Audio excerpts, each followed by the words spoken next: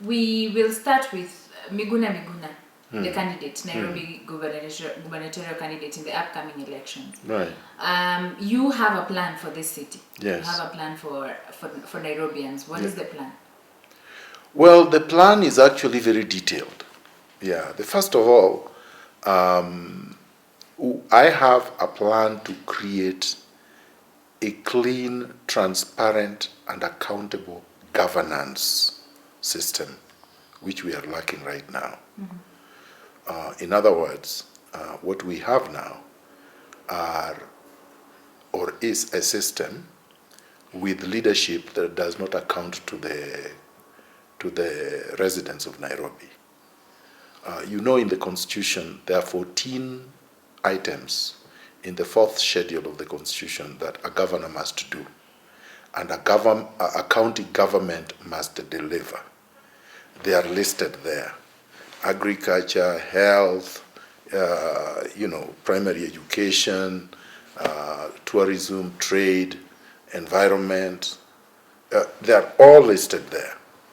And when you look at the county right now, none of them have actually been implemented. So the first thing that I intend to do is to clean up City Hall of the cartels, the entrepreneurs, the organized criminals, the people who are looting public resources. That has to happen. And that is going to happen once I complete the forensic audit of the accounts and of the people that were there before me. And of course, a forensic audit of the county executive and the civil service, including myself, that are coming in to administer, so that you have a clean environment. Right now, 65% of Nairobi residents are unemployed. That is unsustainable. And the majority of the unemployed are very educated youth that did not get E or F or D minus. Many of these youth got A or B or C and have actually gone to college and have diplomas, they have degrees, some of them have even master's degrees, but they have nothing that they are doing. So many of them live in slums, some of them are even homeless. Some of them get into criminal activity because of that. And you know, when you have 65% of the youth, which is the most productive sector of the population, then we can't have economic growth and we can't have development. We can't prosper as a county. So number two, job creation. It is interesting that a lot of Nairobians think that Dandora is not a slum. It is. Easily is a slum. Umoja is a slum. Even Langata is a slum. A lot of these estates that people think are not slums are actually slums. It's not just Mathare, Kawangware, Korogocho, Kibra, Nkuruwanjenga, Uruma, Githogoro, and the rest that are slums. What I mean by slum is this. If you go to these estates, and it's more than 120 of them, there is no sanitation. There's no sewer system. There's no sanitation. There's no inside plumbing with flushable water. There is no running water that is reliable and that is clean, that is treated. The environment, garbage is not collected. People live in pathetic, horrible condition. It's overcrowded. It is crumpled. Children don't have recreational facilities. There are no walkways for people. There are no bicycle lanes. Essentially, death traps. So I'm saying this has to change. So number one, I have said, I have a very comprehensive plan of turning these slums into humane, decent, modern, living quarters for human beings, so that they're not just called dwellings, because right now they call them dwellings, and the people who live there, slum dwellers. I want this to be homes. Today I went for an interview on Kwetu radio, and I was even 5 minutes late, and we left here at 6:30. The interview was supposed to be at 8. We couldn't reach there at 8. And it's just Kilimani from here. It's not 50 kilometers away. Whereas, if you compare with cities like Toronto, 50 kilometers away takes you 15 minutes to reach. Just like that. You'd be able to make an appointment, you'd be able to be there on time, and you're back into the office doing something else. That produces wealth. The amount of wealth that we waste on the road. A research just came out. They have been producing this research comparing cities, livable cities and non-livable cities. Nairobi is at the bottom. Every single research. It has not gone up since Kideru became governor. It has gone lower. So what would I do to solve that problem? Light rail is key. I am going to build that. Then I would like to build a subway system. What in London is called the tube. The railway stations and tracks that are running underground. If you go to New York, if you go to Toronto, you go to Berlin, you go to any city, major city of the world, the size of Nairobi, most commuters travel underground. Then the third one, and this is very important, the roads in Nairobi are too narrow. They meander like duodenums. They should be straight, okay? They should be wide. They should be controlled by lights, not the ones that are controlled by roundabouts. We have to control who comes into the CBD. Not every Tom, Dick, and Harry with a vehicle should come into the CBD. Not everybody with a lorry or a matatu should be driving into the CBD. So you have control system of matatus coming up to the border of Nairobi, say for example Ruaka, and then the train system, the trams, the street cars, the buses take over the subway.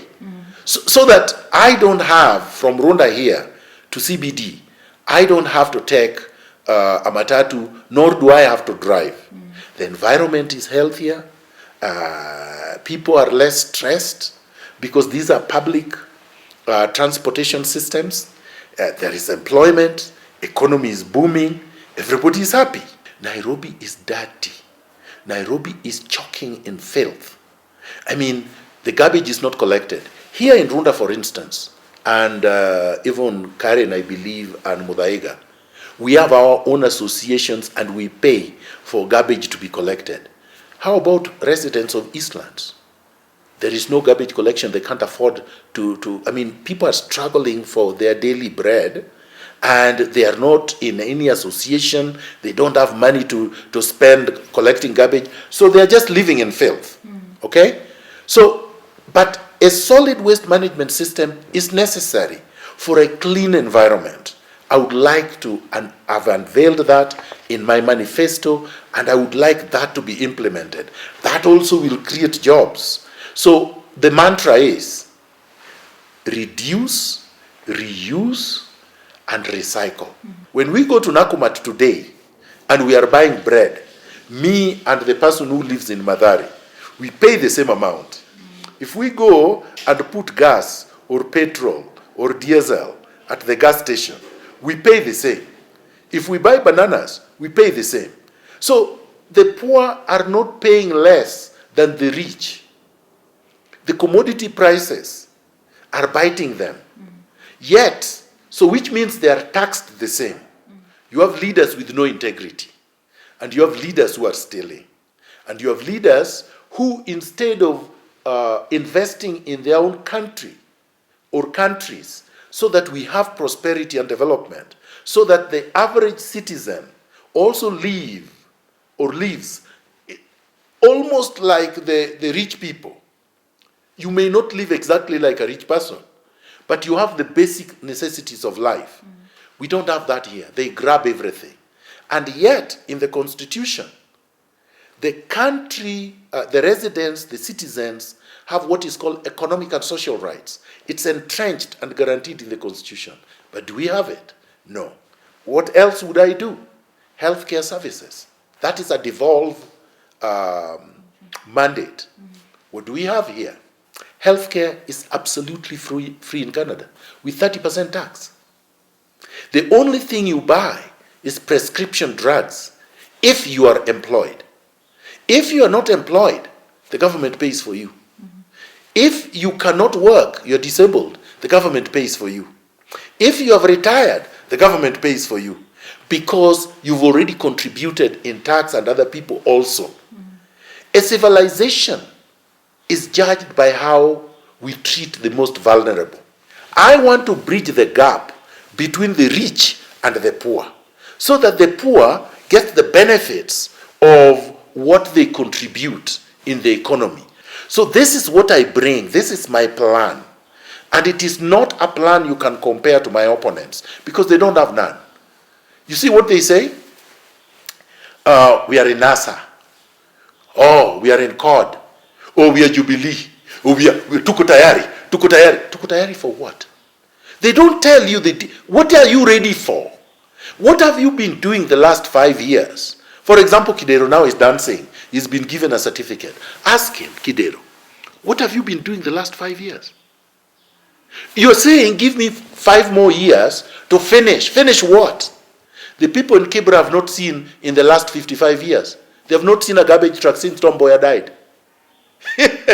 You know, I was told that the people in Majengo are still waiting for the sewer system that Tom Mboya was supposed to bring for them. They're waiting for Tom Mboya to come out to come back to life so that they can have a sewer system. And I'm saying that's not right. Yeah. Tom Mboya died was killed in 1969. These people have no vision. If you ask them, what is your ideology? I'm a radical Pan-Africanist who believes in transformative governance. What do they believe in? They believe in nothing. They just say, I'm a Luo, I'm a Kikuyu. I mean, so what? We are all Kenyan. We must build one Kenya. We must build a united, prosperous nation. But so should we build a united, prosperous county. Why is it that when Kenyans are in Ethiopia, they're not stealing? When they are in Southern Sudan, they are not stealing. When they are Botswana, they are not stealing. When they are in South Africa, they are not stealing. But when we are here, people tell you we are all thieves. No. Why? Because the leadership is stealing. Because Kagame is not stealing, they can't go to Rwanda and steal. Because in Ethiopia, Meles was not stealing, they can't go there and steal. Because in Botswana, the leader is not stealing, they can't go there and steal. So what I'm saying is this: get rid of these corrupt people. Kidero has demonstrated that he's a thief. He's a very bad thief. I say that on television without fear because he can't sue. He's a certified thief. He bankrupted Mumias. He's now bankrupting Nairobi. Peter Kenneth is a thief. He bankrupted Kenyari. He got money. A man who got all Fs at A levels became a billionaire in less than 20 years with no investment. He's not an inventor. He's not an industrialist. How did he become a billionaire? You understand? He just went back to school the other day to do fake parallels. But before then, he was just a high school dropout. He's not Bill Gates. He's not Steve Jobs. Steve Jobs and Bill Gates were A students. Bill Gates dropped out of Harvard. Harvard is not some backstreet Gretzer University. So when he left, he did not leave because his IQ was low, or he was not intelligent. He left because he felt that they were wasting his time. He was a genius. He needed to go out there and invent. That's why he left. So somebody should not be able to compare his D minus or E with Steve Jobs, a genius. Look at Mbuvi Sonko, a criminal who was convicted, jailed, and then ran out of prison. And now comes here because he has sold drugs and grabbed land and sold some and stolen from people. He has made money. Now he can dish it out. Now he's a leader. He cannot even spell the word governor. He's not capable. He does not know how to spell devolution. See, the other day, he was on Citizen TV, and he had copied my manifesto. So he went with it there. And he was asked, Bwana Sonko, tell us how you're going to solve the traffic problem in Nairobi. You know what he said? He's going to build a parking lot of 3,000 vehicles. is going to solve traffic problem through building a parking lot. That is why he said he was going to turn Uhuru Park into a parking lot. Now, this is a candidate for prison, leave alone leadership. He shouldn't even be a councillor, and the man wants to be a governor. Look at Peter Kenneth, he says, I was very successful in running Gatanga, a constituency, which is not Nairobi. It is in Murang'a. I went to school in Murang'a. I know where Gatanga is. I went to Njiri's high school. So I know where Gatanga is. It's some rural place. So what did he do? What exactly did he do? He was a member of parliament, right? You know, a member of parliament is supposed to legislate. How many laws did he pass in parliament? 0. How many bills did he draft and brought to the National Assembly? 0. How many motions did he move when he was a member of parliament for 10 years? 0. How many parliamentary committees did he chair? Peter Kenneth? 0. And then people tell you he was a very successful manager of CDF. CDF is run by a committee. It's called CDF committee at the constituency level. The chairman or chairperson of CDF is not a member of parliament. The treasurer of CDF is not a member of parliament. The manager of CDF is not a member of parliament. The member of parliament does not sit in the CDF committee, does not run CDF. It's a conflict of interest. Yet he says that's what he did.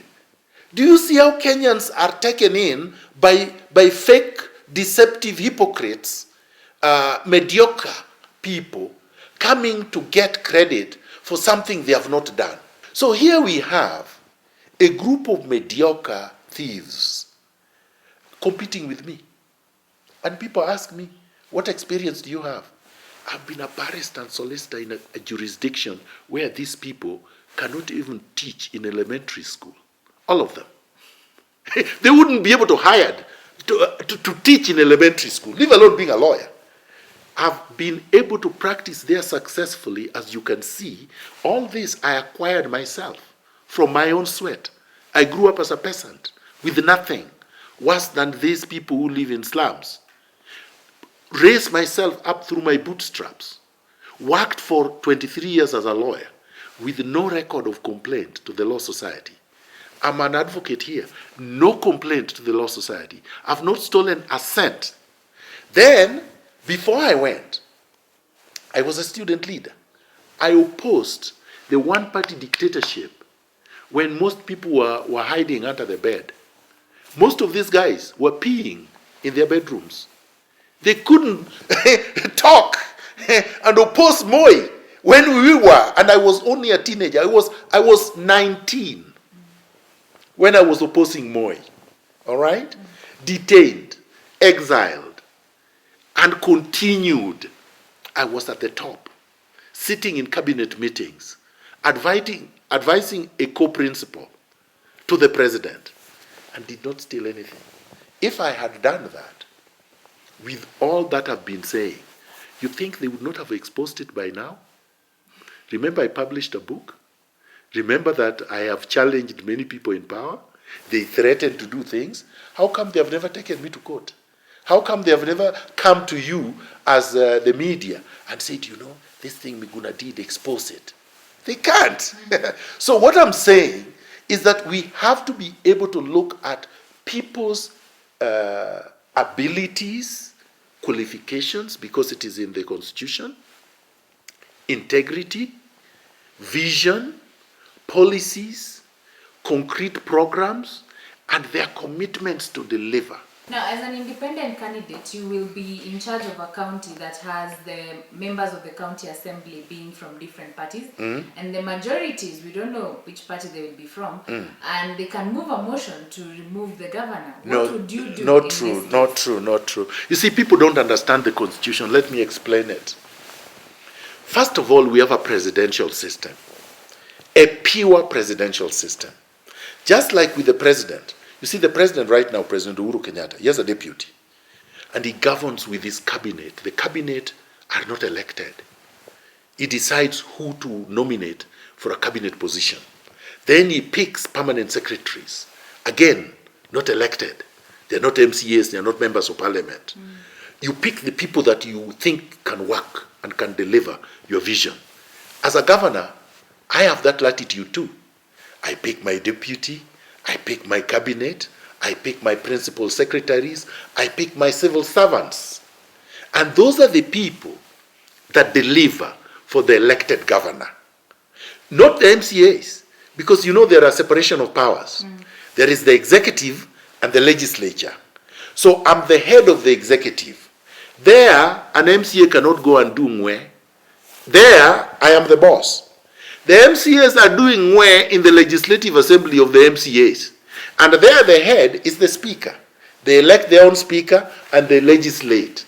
They have no mandate over the executive. And they cannot interfere with the executive. As long as the executive is doing things pursuant to the law and the constitution, nobody can impeach you. Can you remember that they have not been able to impeach any governor even though they are stealing? Let me tell you what are impeachable offenses. So you commit a crime, a criminal offense. You are indicted, you are charged, and you are subjected to prosecution. You are actually prosecuted and convicted. Well, that's an impeachable offense. Miguna is not a criminal and will not commit a crime. But if they hold you hostage and do not pass They can't. the county budget, where you have budgeted for the funds you've received in that financial year, you need Yes. to run, you need to hit the ground running with Yes. the subway system and all this, and these people cannot pass the budget A because good question. Miguna cannot give their... Oh, a good question. I have an answer. Where will they get their salary if they don't pass the budget? These people want money, right? How will they pay themselves? You must pass the budget to even pay yourself. They like going to benchmarkings and whatnot. They like going to Naivasha and Nakuru. Where will the money come from? I will just sit there and wait for them and say, fine, we are not going anywhere. They will pass it so quickly before you can say ngwe. So I'm saying all those questions are very easy to answer. These people are greedy. They will want Miguna to pass the budget, for Miguna to prepare the budget very quickly so that they can start spending it. Of course, they would not know that I will not allow them to spend it whimsically. They will spend it pursuant to the law.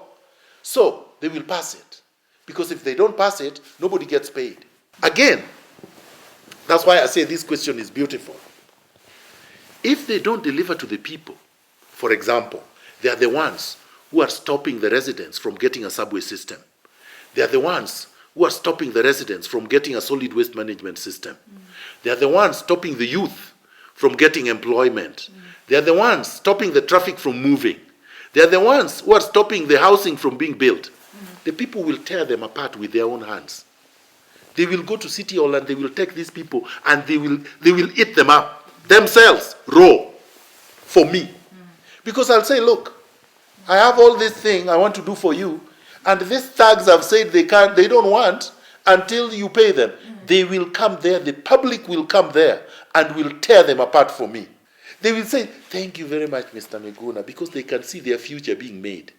I've done it so nicely on their behalf. They would want to pass it very quickly so that they can also, some of them also want to become governors. So they want to shine and they are competing. I will create healthy, positive competition, even among the MCAs. Yes. In the manifesto, you've mentioned that in the environment, making the environment of Nairobi livable and healthy environment for Nairobians, you've mentioned a tree planting daily ceremony. Correct. How is the governor going to run this? Do we expect a comeback of Wangari Maathai, kind of? It's a good thing. It's a good thing. Wangari Maathai made a very positive contribution to this country. That's why she got the Nobel Prize. If we can do this, look at my compound. Don't you see trees everywhere? You see, I have mangoes, I have oranges, I have guavas, I have avocados. I mean, this place is all trees, right? Don't you feel good? Very good. In the morning, the birds are chirping, and even if you want to read, you want to do legislation, you do it very effectively here. I want it that way at City Hall. You see how dry that place is? No trees. I'm saying no. Trees are good. So we are going to do that. We can plant trees daily. And you see me, I like greens. They are all green, fruits. I eat bananas from my backyard. I eat avocados from my backyard. That's a very good, positive thing.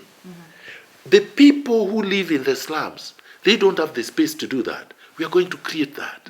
We are going to create gardens. There is more than enough space.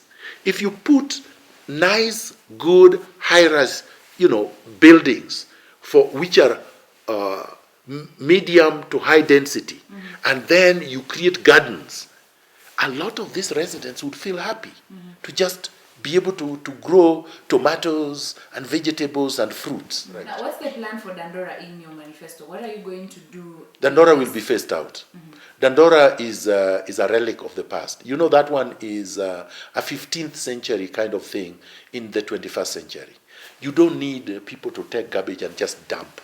In Rwanda today, if you travel, you arrive at Kigali airport, they take your plastic and they charge you. Because you should know that you should not have carried the plastic. They charge you and they take it away. That's what should be happening at Jomo Kenyatta International Airport and at Wilson and at all the entries. So we will put entry points where people who carry plastic to Nairobi will be surcharged. So everybody will know, we are going to Nairobi, we don't carry plastic. Excellent. Dandora will be phased out. You know, people live in Dandora. Why would you live in filth? I mean, that's not right. They deserve a clean environment, just like everybody else. You know, the birds, the vermins, the smell, the germs. It's not healthy. So we will have a recycling plants strategically placed as the scientists will determine. So let's say, for example, in Westlands, do we need one or two? They will decide. We will build it. And then all the things from here will be recycled there. How about in Madari? Because of the high density population there, do we need one or two? They will decide that. And we will do it like that, and that will create an industry of its own. There are people who will be just, their job is just to supply the containers for recycling. Some of the people, their job is to drive the trucks. Some of the people is to separate them. Some of the people is to recycle them, and different streams of recycling. It will be a thriving industry. Over and over, everyone has known that there are cartels that operate in this county. And these are dangerous cartels. How is Miguna going to survive this? Do you know the cartels are cowards? First of all, they don't want you to know they are cartels. Even though they are cartels and they are operating, they are stealing. But nobody wants to be known as a thief, right? So because they know that there is a no-nonsense governor who is not going to tolerate them, and they are not going to make money here, they will go to Mombasa. Or they will ride to Kisumu. If in those jurisdictions there are cartel-prone or cartel-tolerant governors or government, right? So they will not be here. I can assure you that. Right now in Philippines, do you know where the drug dealers are? They are running like crazy. They don't know where to hide because Duarte is killing them. So that's what I want to do. I want to create fear in them, and they know. That is why your newspapers don't feature me. They do fake opinion polls, and they make sure Miguna does not appear because they don't want the public to know what Miguna is saying. They are scared. They run the newspapers. They pay people like you to hide Miguna. Do you understand? Do you have bodyguards to keep these people away from you between now and the election? No. Let me tell you this. Bodyguard is this. The brain is the best bodyguard. Yeah. That's it. How are you going to kill Miguna? Miguna does not go to the brothels, does not go to bars, is not out by 6 o'clock. You know, Miguna is not seducing the same woman you're seducing. Miguna does not drink. How are you going to poison him? You see, I'm saying you have to find a ground, right? They don't usually just get you anywhere. They must get you somewhere where they can kill you and disappear. They also don't want to go to prison, right? So I'm saying, yes, they will try, and they have tried before. Have they succeeded? I'm here.